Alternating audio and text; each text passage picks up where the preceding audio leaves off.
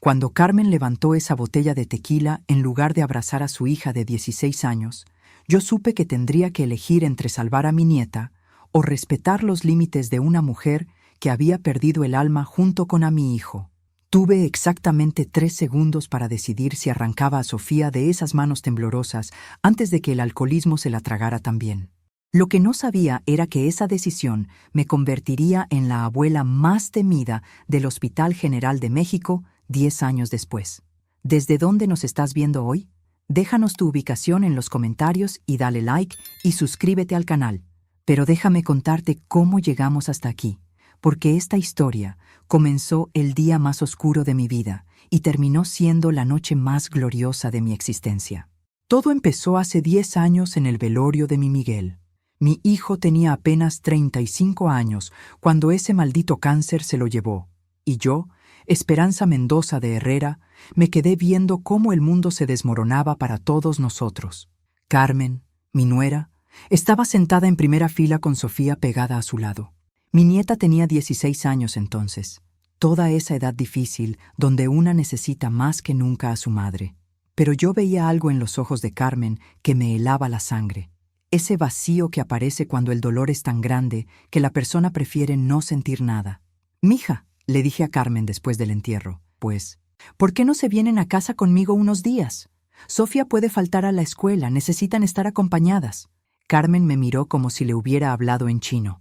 «No, señora Esperanza, nosotras estaremos bien. Miguel no hubiera querido que dependiéramos de nadie. Dependiéramos. Como si buscar apoyo después de perder al hombre de nuestras vidas fuera una debilidad. Miguel había criado a una mujer orgullosa, eso era cierto, pero el orgullo mal entendido mata más rápido que el cáncer. Carmen, por favor», insistí, tomando sus manos que estaban frías como el hielo. «Al menos déjame ayudar con Sofía. Puede venir a comer conmigo después de la escuela. Ya le dije que no necesitamos ayuda», me respondió con una frialdad que me dolió más que cualquier bofetada. Sofía no dijo nada, pero sus ojos me suplicaban, esos ojos grandes y marrones que había heredado de mi Miguel, llenos de un miedo que una niña de 16 años no debería conocer. 2 semanas después, cuando fui a visitarlas, encontré la primera botella vacía escondida en el cesto de la basura. 3 semanas después, eran 2 botellas. Un mes después, Carmen ya ni se molestaba en esconderlas. Yo seguía tocando la puerta, seguía llevando comida, seguía preguntando por Sofía. Pero Carmen había construido una muralla de alcohol entre ella y el resto del mundo, y mi nieta estaba atrapada del otro lado. «Abuela», me susurró Sofía una tarde cuando logré hablar con ella a solas. «Mamá ya no cocina, ni se baña, solo llora y toma. ¿Y tú qué comes, mi amor?» «Lo que encuentro en la escuela. A veces la señora Ramírez de al lado me da algo, pero no quiere meterse en problemas. Esa noche no pude dormir. Mi Miguel se estaría revolcando en su tumba si supiera que su hija se estaba muriendo de hambre mientras su madre se ahogaba en alcohol. Al día siguiente volví con una maleta llena de comida y la determinación de no irme sin Sofía. «No», me dijo Carmen cuando le expliqué mi plan. «Sofía es mi hija. Yo decido qué es mejor para ella». «¿Tú decides?», le pregunté, señalando la botella de brandy que tenía en la mano a las 2 de la tarde. «Carmen, mira cómo estás». «Estoy de luto», me gritó. «Mi esposo murió. Tengo derecho a estar destrozada». «Tienes derecho a estar destrozada», le dije con toda la calma que pude reunir. «Pero no tienes derecho a destruir a tu hija en el proceso». Sofía apareció entonces en la puerta de su cuarto. Tenía la misma ropa de 3 días atrás y había perdido tanto peso que parecía un fantasma. Y ahí fue cuando Carmen levantó esa botella como si fuera lo único importante en su vida. «Escoge», le dije a Carmen, señalando primero a Sofía y luego a la botella que sostenía como si fuera oro líquido. «Escoge ahora, porque yo no me voy a quedar aquí viendo cómo mata de hambre a mi nieta». Carmen me miró con esos ojos inyectados de sangre y alcohol. Durante 10 segundos que se sintieron como 10 años, pensé que iba a reaccionar, que el instinto maternal iba a ganar. En cambio, se llevó la botella a los labios y tomó un trago largo. «Sofía», dije, sin quitar los ojos de Carmen, «ve a empacar tus cosas. Te vienes conmigo». «No puedes llevártela», murmuró Carmen, pero ya no había fuerza en su voz. El alcohol había ganado la batalla.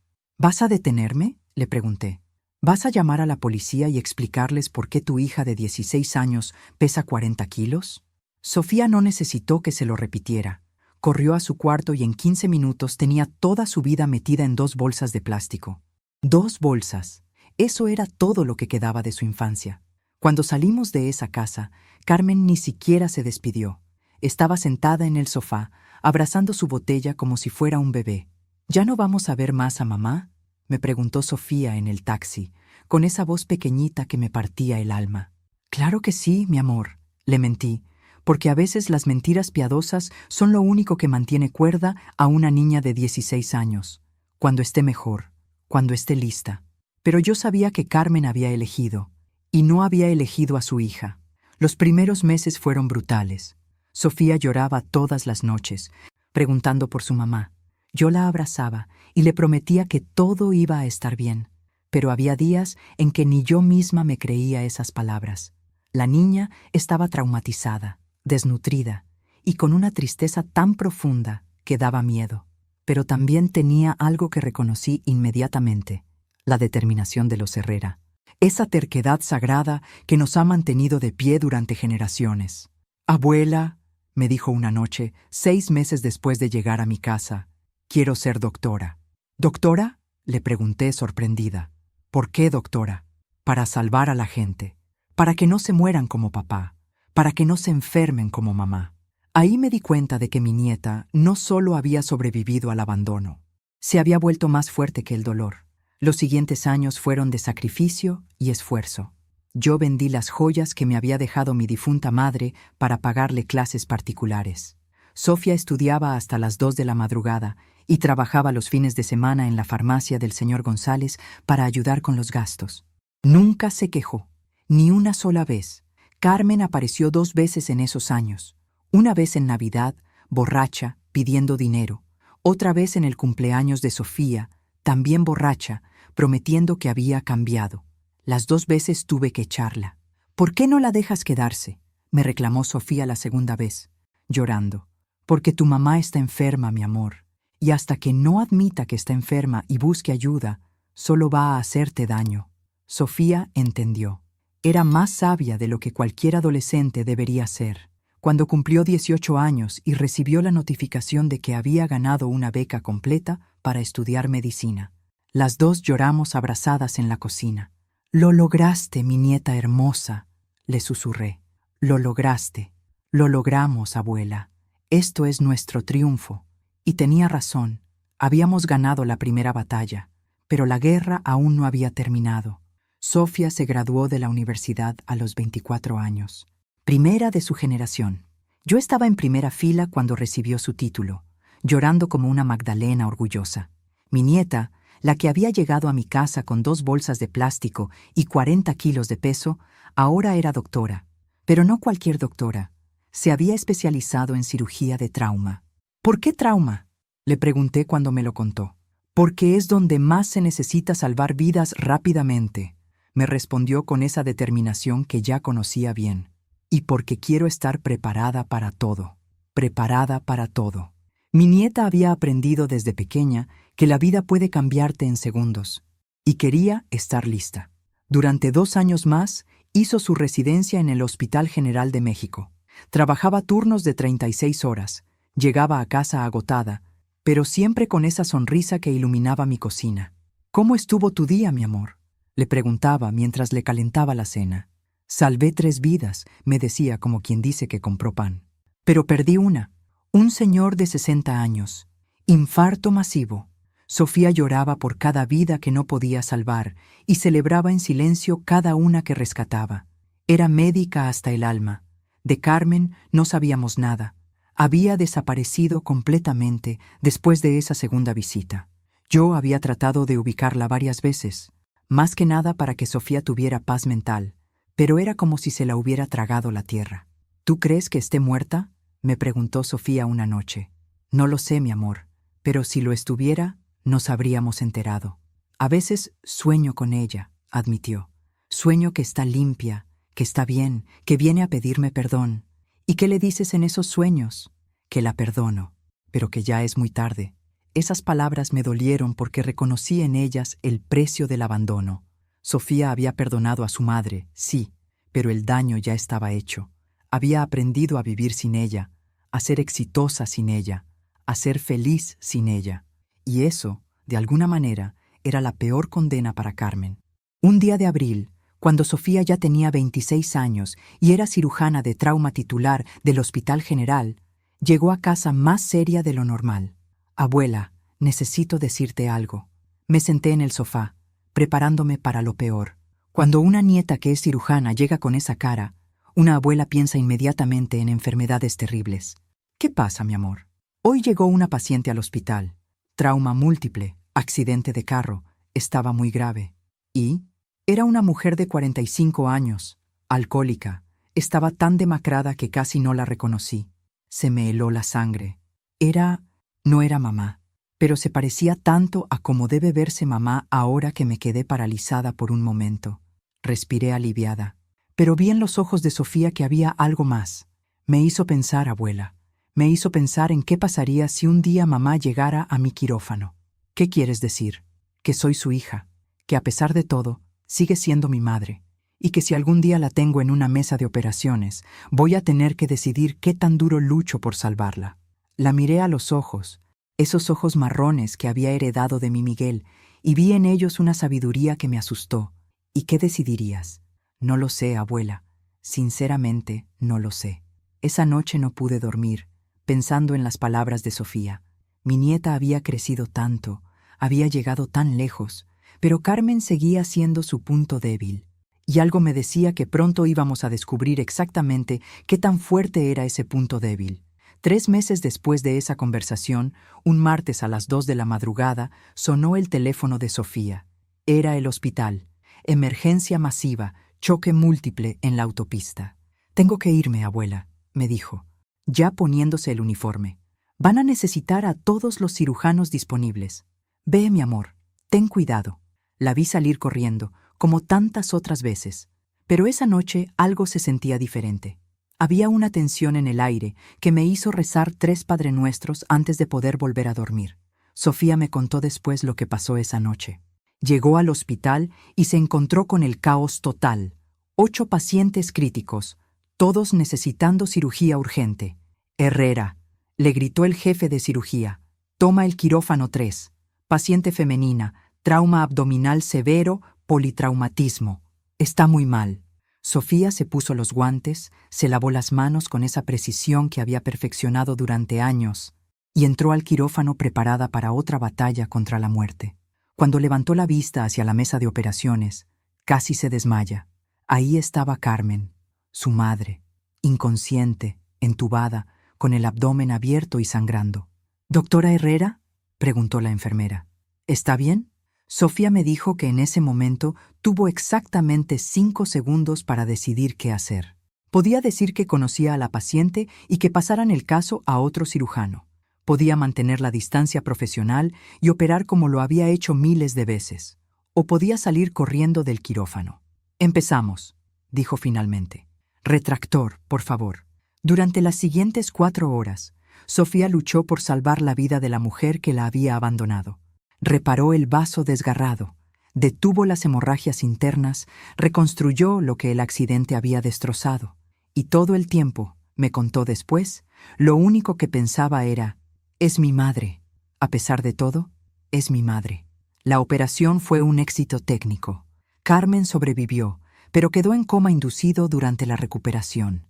«¿Se lo dijiste a alguien?», le pregunté cuando llegó a casa esa mañana, agotada, pero con una extraña paz en los ojos.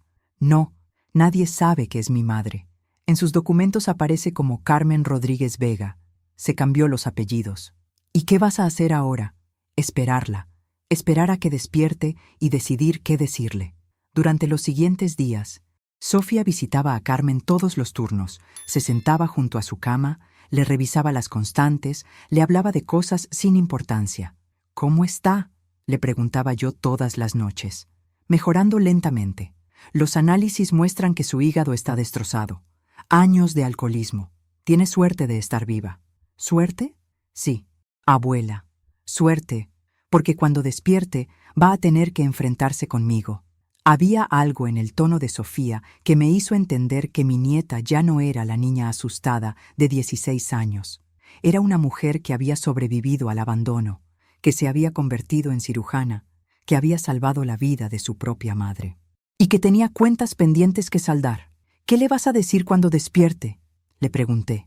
Sofía sonrió, y por primera vez en años vi en esa sonrisa algo que me recordó al pequeño demonio que había sido de niña cuando alguien la lastimaba. «Le voy a explicar exactamente lo que significa tener una segunda oportunidad», me respondió. «Y después vamos a ver si la merece». Carmen despertó el viernes por la noche.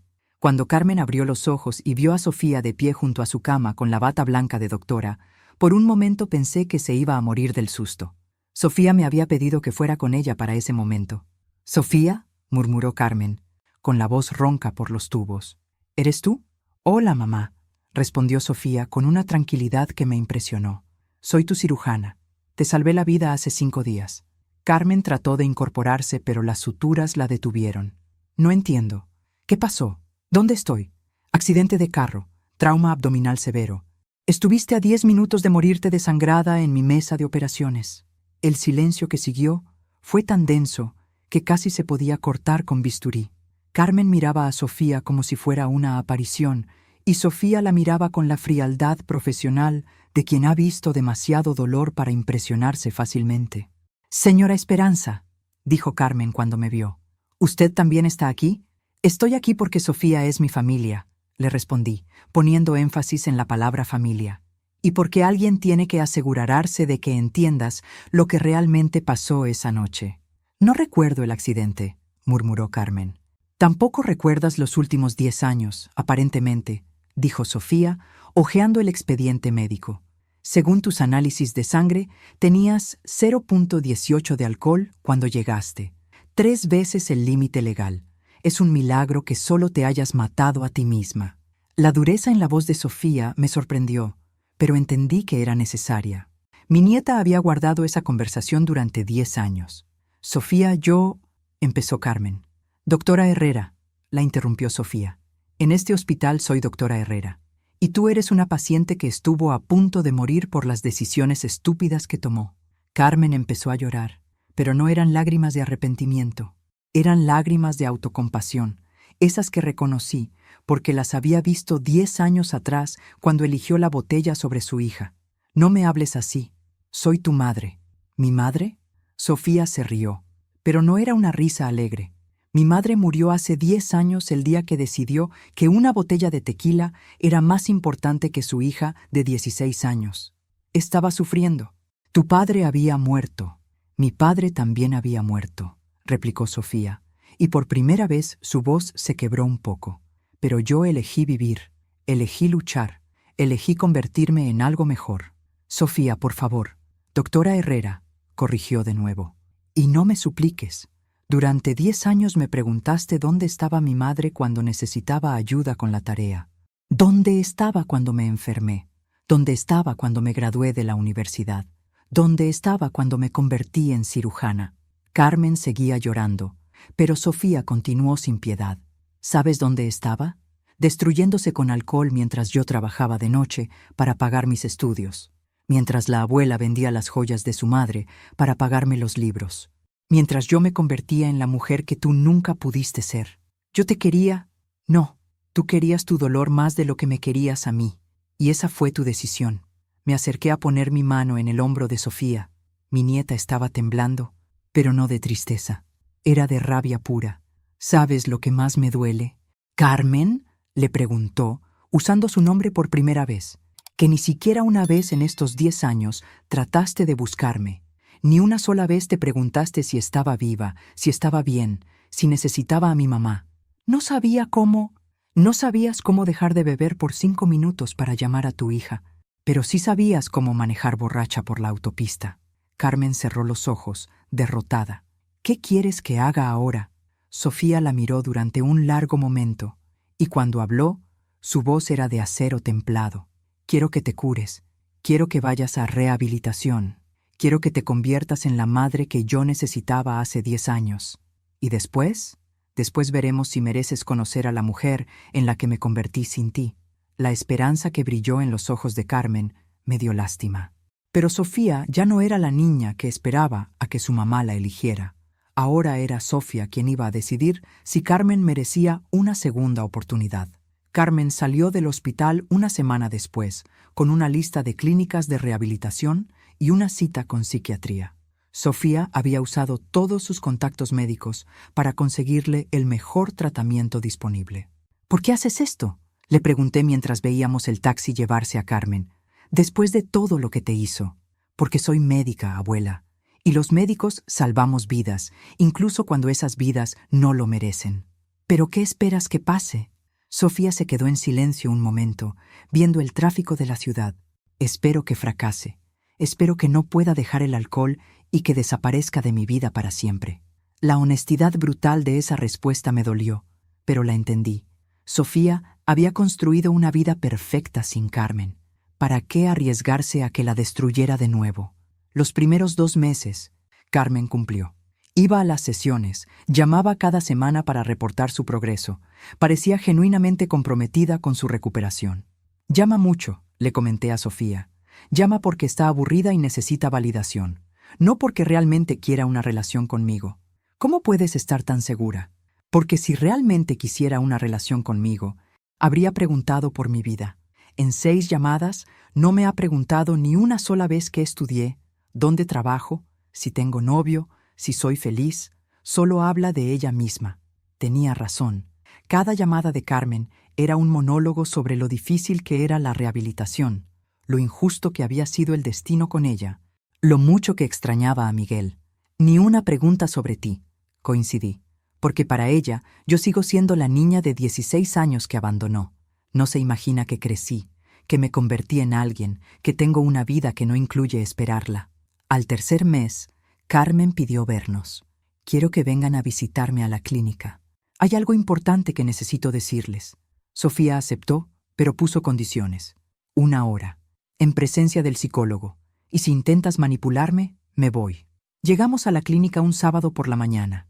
Carmen se veía mejor físicamente. Había subido de peso, tenía mejor color, ya no temblaban las manos. Pero cuando empezó a hablar, me di cuenta de que la manipulación no se cura en rehabilitación. He estado pensando mucho, comenzó, sobre lo que pasó, sobre mis errores, sobre ustedes dos. Sofía la escuchaba con cara de piedra. Me he dado cuenta de que fue muy injusto lo que les hice. Especialmente a ti, Sofía. Eras solo una niña. Era una adolescente traumatizada que necesitaba a su madre, corrigió Sofía. Sí, tienes razón. Y yo no estuve ahí para ti. Hasta ahí, todo sonaba bien. Pero después Carmen soltó la bomba. Pero también me di cuenta de que ustedes tomaron una decisión sin consultarme. Me quitaron a mi hija cuando yo más la necesitaba. Se me heló la sangre. Sofía ni se inmutó. ¿Perdón?, dijo Sofía con esa voz peligrosamente tranquila que usaba en emergencias críticas. Tú necesitabas a tu madre, pero yo también necesitaba a mi hija. Estaba destrozada por la muerte de Miguel y ustedes me dejaron completamente sola. Tú elegiste el alcohol, le recordé, sintiendo cómo me hervía la sangre. Estaba enferma. Los enfermos necesitan compasión, no abandono. Sofía se levantó lentamente de su silla. ¿Sabes qué, Carmen? Tienes razón, eras una enferma que eligió su enfermedad sobre su hija. Sofía, por favor, una enferma que me habría matado de hambre si la abuela no me hubiera salvado. Una enferma que me habría destrozado la vida como destruyó la suya. ¡Era mi hija! ¡No tenían derecho!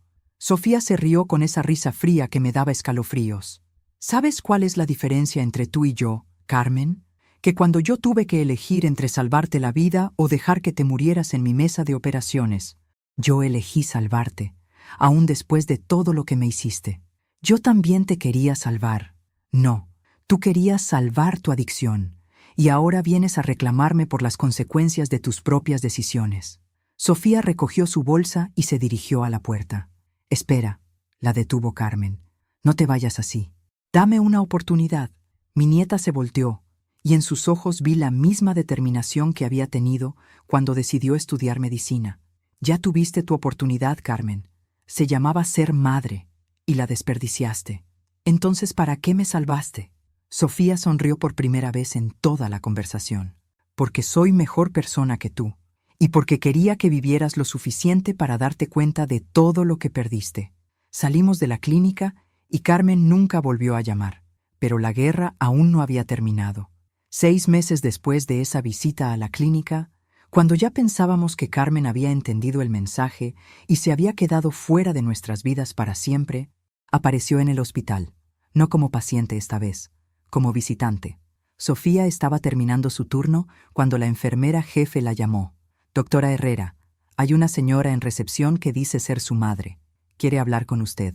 Sofía me contó después que sintió como si alguien le hubiera echado agua helada por la espalda. «Dile que la doctora Herrera no está disponible», respondió automáticamente. «Ya se lo dije. Dice que va a esperar hasta que salga. Lleva ahí 3 horas». Sofía subió a verme al departamento de rayos X, donde yo trabajaba de voluntaria 2 veces por semana. «Abuela, tenemos un problema». «Carmen, Carmen. Está en el hospital, esperándome. ¿Qué quieres hacer?» «No lo sé. Parte de mí quiere mandar seguridad para que la saque. Otra parte quiere bajar y escuchar qué tiene que decir». «¿Y qué dice tu instinto de cirujana?» «Mi instinto de cirujana dice que cuando un paciente regresa con el mismo problema después de rechazar el tratamiento, es porque la enfermedad empeoró». Decidimos bajar juntas. Carmen estaba sentada en la sala de espera y cuando nos vio llegar se puso de pie inmediatamente. Se veía horrible. Había perdido todo el peso que había ganado en rehabilitación. Tenía ojeras profundas y las manos le temblaban ligeramente. «Sofía», dijo, y su voz sonaba desesperada. «Necesito hablar contigo». «Doctora Herrera», corrigió Sofía. «Y puedes hablar, pero aquí, en público. Es privado. Todo lo que tengas que decirme puede ser escuchado por mi abuela. Ella es la única familia que he tenido en los últimos 10 años». Carmen miró alrededor, notando que varios pacientes y empleados del hospital estaban observando la situación. «Está bien», accedió finalmente. «Necesito dinero». Ahí estaba, la verdadera razón de su visita. «¿Dinero para qué?», preguntó Sofía con esa tranquilidad mortal que ya conocía bien. «Para tratamiento. Necesito un tratamiento más intensivo, más caro. El que tome no funcionó». «¿Te saliste de rehabilitación?». Carmen bajó la mirada. «Era muy restrictivo. No me dejaban salir, no podía hacer nada. Se llama rehabilitación porque tienes que cambiar tu estilo de vida», le expliqué. «Usted no entiende, señora Esperanza. Era como estar en la cárcel». «¿Y ahora qué?», preguntó Sofía. «Ahora encontré una clínica en Estados Unidos. Es más cara, pero es mejor, más humana».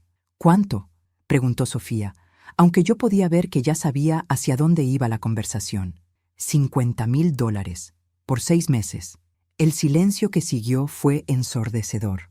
Un niño lloraba en alguna parte del hospital. Ambulancias llegaban con sus sirenas. La vida continuaba normal mientras Carmen acababa de pedir una fortuna a la hija que había abandonado. «No», dijo Sofía finalmente. «¿No qué?». «No te voy a dar dinero. No te voy a financiar otra escapada de la realidad. Es tratamiento médico. Es manipulación. Y yo soy médica, Carmen. Reconozco la diferencia». Carmen comenzó a llorar, pero esta vez eran lágrimas de rabia. «Eres mi hija. Se supone que debes ayudarme. Yo te ayudé. Te salvé la vida.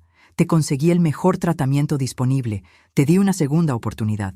Y tú la desperdiciaste», le grité, porque ya no podía aguantarme más. «Igual que desperdiciaste ser madre». «Señora Esperanza, por favor». «No me señora Esperanza nada», le dije, acercándome hasta quedar cara a cara con ella. «Durante 10 años viste a mi nieta convertirse en doctora, en una mujer exitosa, en alguien admirable, y lo único que se te ocurre es venir a pedirle dinero. Estoy enferma». «Estás enferma porque quieres estar enferma», le gritó Sofía, perdiendo por primera vez su compostura profesional, «porque es más fácil ser víctima que ser responsable». Toda la sala de espera nos estaba mirando ahora, pero a Sofía ya no le importaba. «¿Sabes qué me pasa contigo, Carmen? Que me obligas a ser cruel. Me obligas a ser la mala porque tú no puedes ser la madre». Carmen se dirigió hacia la salida, pero se volteó para lanzar su último dardo venenoso. «Algún día me vas a extrañar», dijo, «y para entonces va a ser muy tarde». Sofía la miró alejarse y después me miró a mí. «¿Sabes qué, abuela? Ya la extraño. Extraño a la madre que pudo haber sido y nunca fue. Esa noche, mientras cenábamos en silencio, Sofía me hizo una pregunta que me heló la sangre. Abuela, ¿tú crees que soy mala persona por no ayudarla? ¿Tú qué crees? Creo que soy la mejor persona que pude ser a pesar de ella. Y eso ya es suficiente. Pero Carmen no había terminado con nosotras. 3 semanas después del incidente en el hospital, Sofía llegó a casa con una expresión que no le había visto desde los días más difíciles de la residencia. Abuela, necesito contarte algo, y no va a gustarte. ¿Carmen otra vez? Peor que eso. Se sentó a la mesa de la cocina y sacó unos papeles de su bolsa. Hoy llegó esto al hospital. Una citación legal. Sentí como si el suelo se moviera bajo mis pies. ¿Una citación por qué? Carmen me está demandando por negligencia médica. Dice que durante su operación cometí errores intencionales porque tenía conflicto de intereses. ¿Puede hacer eso? Puede. Y lo está haciendo. Leí los papeles con manos temblorosas. Carmen alegaba que Sofía la había operado sabiendo que era su madre, que había ocultado esa información al hospital y que había realizado la cirugía de manera negligente como venganza personal. Esto es absurdo, dije. Tú le salvaste la vida. Lo sé, pero va a ser muy difícil de demostrar. La demanda está muy bien estructurada, tiene abogado y todo. ¿Abogado? ¿Con qué dinero? Sofía sonrió amargamente. Abogado de contingencia. Solo cobra si gana, y aparentemente hay suficiente evidencia circunstancial para hacer el caso atractivo. ¿Qué tipo de evidencia? Que no revelé inmediatamente que conocía a la paciente, que tomé el caso cuando legalmente debería haberme recusado, que tuve acceso a ella durante toda su recuperación sin supervisión médica adicional. Pero la salvaste. La salvé, sí, pero la ley dice que debía haber informado inmediatamente el conflicto de intereses y pasar el caso a otro cirujano. Me senté pesadamente en mi silla. Carmen había encontrado la manera perfecta de hacernos pagar por rechazarla. Atacar lo único que realmente le importaba a Sofía, su carrera médica. ¿Qué dice el hospital? El hospital está del lado de Carmen. Técnicamente, violé el protocolo. Pueden suspenderme mientras se resuelve la investigación. ¿Te van a suspender? Posiblemente. Y si pierdo la demanda, puedo perder mi licencia médica. Esa noche no dormí nada. Carmen había jugado su carta más venenosa. Si no podía tener a Sofía como hija, iba a destruir a Sofía como médica. Al día siguiente llamé a Carmen. Conseguí su número a través de una amiga que trabajaba en servicios sociales. «¿Señora Esperanza?», contestó sorprendida. «Carmen, necesitamos hablar». «No hay nada que hablar. Ya tomé mi decisión». «Tomaste la decisión de destruir a tu propia hija por despecho». «Tomé la decisión de exigir justicia». «Sofía abusó de su posición médica». «Sofía te salvó la vida». «Sofía me operó sin revelar nuestro parentesco». «Eso es negligencia ética». La frialdad en su voz me asustó más que toda la rabia que había visto antes. «Carmen, por favor, no hagas esto. Sofía es lo único bueno que salió de tu matrimonio con mi hijo». «Exactamente. Y es lo único que me pueden quitar que realmente les duele». Entendí en ese momento que Carmen no quería recuperar a su hija. Quería destruirla. «¿Cuánto?», le pregunté. «¿Perdón? ¿Cuánto dinero quieres para retirar la demanda?». Carmen se rió. «Esto no es sobre dinero, señora Esperanza. Esto es sobre poder». ¿Poder sobre qué? Poder sobre Sofía. Durante 10 años ha tomado todas las decisiones. Dónde vivir, qué estudiar, cómo relacionarse conmigo. Ahora yo tengo el poder de decidir su futuro. Carmen, pueden haberme quitado a mi hija, pero no pueden impedir que le quite a ella lo que más ama, ser doctora. Colgó el teléfono y yo me quedé temblando de rabia. Cuando Sofía llegó del hospital esa noche, me encontró empacando una maleta. «¿A dónde vas, abuela?» «Vamos a pelear, mi nieta. Carmen quiere guerra, guerra va a tener». «Abuela, no puedes hacer nada. Esto es legal. Tu bisabuelo no me crió para retroceder ante las manipuladoras», le dije, cerrando la maleta. Carmen cometió un error muy grande. «¿Cuál?». «Amenazar a mi familia». Sofía me miró con esos ojos grandes que había tenido desde niña cuando no entendía algo. «¿Qué vas a hacer?». «Algo que debí haber hecho hace 10 años», le respondí. «Voy a investigar exactamente qué ha estado haciendo Carmen durante todos estos años». Al día siguiente, contraté al mejor investigador privado que pude encontrar. Si Carmen quería jugar sucio, yo le iba a enseñar lo que significaba meterse con una Mendoza. El investigador, un señor serio de 50 años llamado Roberto Vega, me trajo el informe 2 semanas después. Lo que encontró me heló la sangre, pero también me llenó de una satisfacción feroz. Señora Mendoza, me dijo, abriendo una carpeta gruesa, Carmen Rodríguez tiene un historial muy interesante. Sofía estaba conmigo en esa reunión, suspendida temporalmente del hospital mientras se investigaba la demanda. ¿Qué tipo de historial?, preguntó Sofía. En los últimos 5 años, Carmen ha demandado a 3 médicos diferentes por negligencia médica. Todas demandas de contingencia, todas resueltas fuera de corte con acuerdos económicos. ¿Está diciéndonos que esto es un patrón?, pregunté. Es un modus operandi. Carmen se las arregla para ser tratada por médicos jóvenes. Crea situaciones donde puede alegar negligencia y después demanda. Roberto abrió el archivo y nos mostró fotografías, documentos, reportes médicos. Primer caso, Dr. Martínez, cirujano cardiovascular. Carmen alegó que le había hecho un daño intencional durante una angioplastia. Acuerdo, $50,000. Segundo caso, doctora Fernández, ginecóloga. Carmen alegó que le había hecho una histerectomía innecesaria. Acuerdo, $75,000. Tercer caso, doctor Ramírez, gastroenterólogo. Carmen alegó que le había perforado el intestino durante una colonoscopia. Acuerdo, $100,000. Sofía palideció. Es una estafadora profesional. Mejor que eso, continuó Roberto. Cada vez mejora su técnica y cada vez apunta a hospitales más grandes, doctores más jóvenes, acuerdos más jugosos. ¿Pero cómo puede hacer esto?, pregunté. ¿Los hospitales no verifican? Los hospitales prefieren evitar la publicidad negativa. Es más barato pagar el acuerdo que pelear en corte, especialmente cuando el médico técnicamente violó algún protocolo. Como no revelar el conflicto de intereses, murmuró Sofía. Exactamente. Carmen es muy inteligente. No inventa emergencias médicas. Las busca. Se pone en situaciones donde necesita atención médica urgente. Y después encuentra la manera de crear un caso legal. ¿Cómo sabemos que el accidente de carro fue real?, preguntó Sofía de repente. Roberto sonrió, porque esa fue mi siguiente pregunta. Y resulta que Carmen estaba manejando el auto de un hombre llamado Eduardo Salinas, con quien había estado bebiendo esa noche. Y Eduardo Salinas murió en el accidente. Pero antes de morir, le había contado a un amigo que Carmen le había dicho que tenía una hija doctora que trabajaba en el Hospital General. Se me heló la sangre. ¿Estás diciendo que Carmen provocó el accidente a propósito? Estoy diciendo que Carmen sabía exactamente a qué hospital la iban a llevar. Y sabía que Sofía estaría de turno esa noche. Sofía se puso de pie tan rápido que derribó la silla. ¿Cómo pudo saber que yo estaría de turno? Porque llamó al hospital 2 horas antes del accidente preguntando por los turnos de cirujanos de trauma. La habitación se llenó de un silencio mortal. Carmen no había sido víctima de un accidente. Había orquestado todo para crear la demanda perfecta.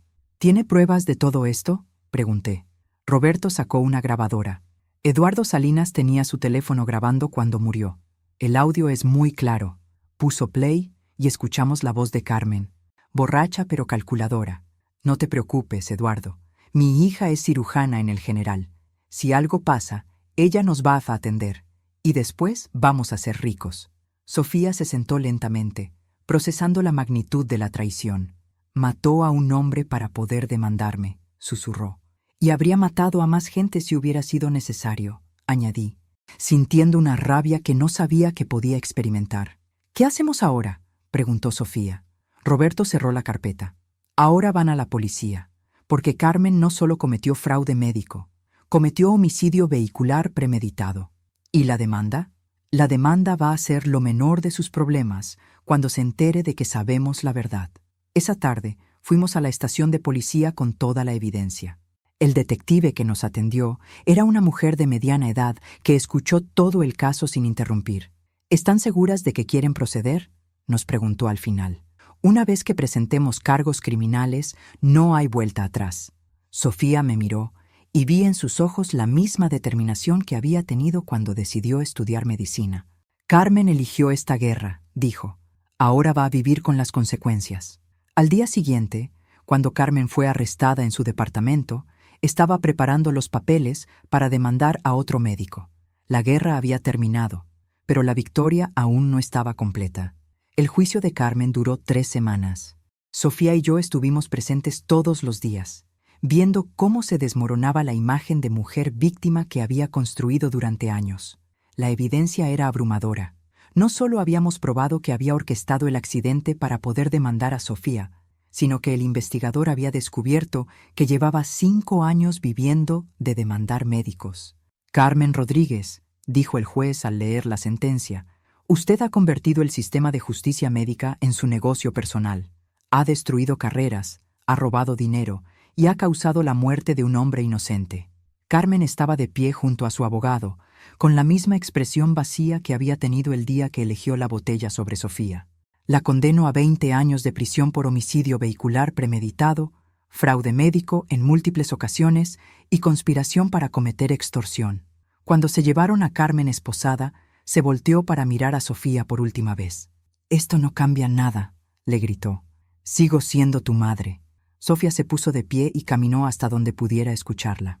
«No», le dijo con esa voz clara y fuerte que había desarrollado en años de cirugías de emergencia. «Mi madre murió hace 10 años. Tú eres solo la mujer que me dio a luz». Carmen trató de decir algo más, pero Sofía ya se había dado vuelta. Salimos del juzgado tomadas del brazo, y por primera vez en meses, vi a mi nieta sonreír de verdad. «¿Cómo te sientes?», le pregunté. «Libre», respondió. «Finalmente libre». El hospital reinstató a Sofía una semana después con una disculpa formal y una promoción. La directora médica, una mujer inteligente llamada doctora Herrera, la llamó a su oficina. «Doctora Sofía», le dijo, «lamento profundamente lo que pasó. El hospital debió haber investigado antes de suspenderla. Entiendo que tuvieran que seguir el protocolo», respondió Sofía con esa gracia que siempre me enorgulleció. Su manejo de una situación imposible fue ejemplar. Salvó la vida de una paciente a pesar de conocer su historia personal. Eso requiere una fortaleza moral extraordinaria. Solo hice mi trabajo. No, doctora Sofía.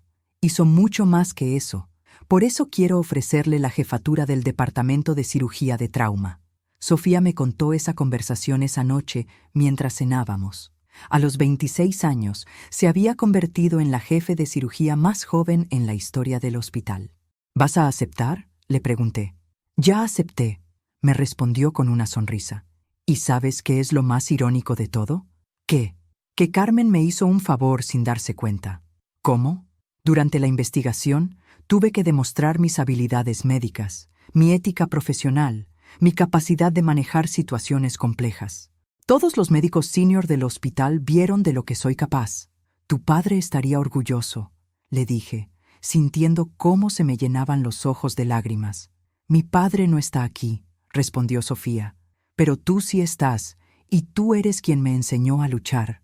6 meses después, Sofía me invitó a una ceremonia especial en el hospital. Habían construido una nueva ala pediátrica y querían que yo cortara la cinta inaugural. ¿Yo? ¿Por qué yo? Porque la nueva ala va a llamarse Pabellón Esperanza Mendoza de Herrera, en honor a las abuelas que salvan nietos. Lloré como una Magdalena durante toda la ceremonia.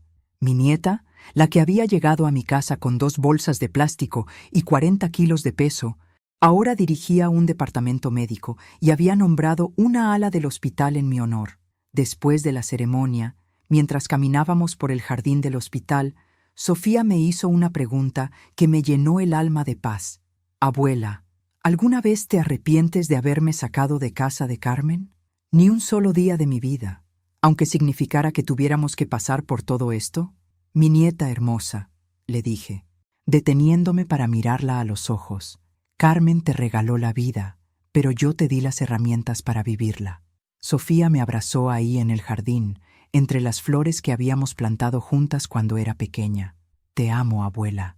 Gracias por elegirme cuando nadie más lo hizo». «Yo no te elegí, mi amor. Tú elegiste ser digna de ser elegida». Ahora, cuando la gente me pregunta cómo logré criar a una cirujana exitosa, siempre respondo lo mismo. No crié a una cirujana. Crié a una sobreviviente que decidió dedicar su vida a salvar otras vidas. Carmen pasará los próximos 20 años en prisión pagando por sus decisiones. Sofía pasará los próximos 20 años salvando vidas y honrando la memoria de su padre. Y yo pasaré el resto de mi vida orgullosa de haber sido la abuela que supo cuándo pelear por su nieta. Porque a veces, el amor más grande es el que se atreve a tomar las decisiones más difíciles. Y a veces, las mejores madres no son las que dan a luz, sino las que están ahí cuando todo se derrumba. ¿Y tú? ¿Conoces a alguna abuela guerrera como yo? Cuéntanos en los comentarios y no olvides suscribirte para más historias que te van a emocionar hasta el alma.